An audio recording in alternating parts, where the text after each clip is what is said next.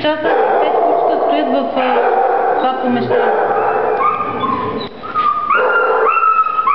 Поне дворчето им отворете. И защо трябва тия кучета да са заедно на куп 5 кучета? И коя е тая акция? Дето в Обелия са изяли жена, а тия кучета ги заловиха да... Това е нещо. Какво е това сега? Малкото куче не лежеше при майка. Доктор, ела при мен.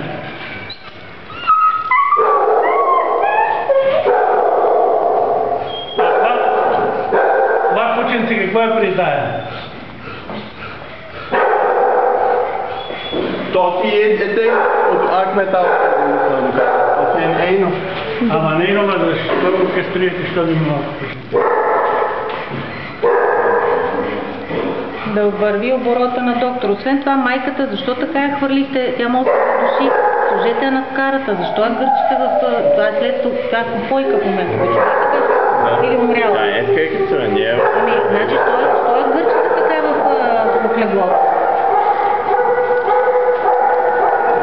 Малкото, аз не знам дали... Не знам малкото дали ще яде. Какво да я храна е сложно, но дали яде това малко животно? Не, това не яде.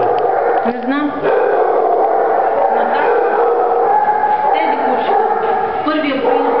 Това отговаря ли наистина, че от 1 април? Сигурно не.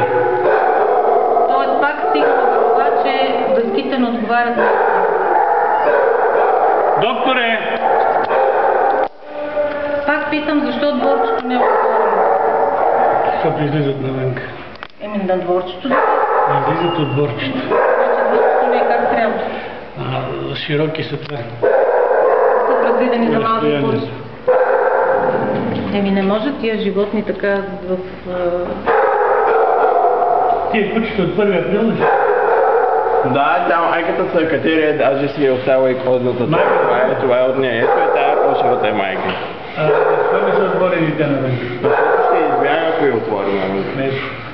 И може ли... Тя постоянно е тук отгоре. Май, юни, 2 месеца тези кучета живеят извън изискванията на наредбата, без... С майките в Огров. Те откъде са? От Студентски град? Къде?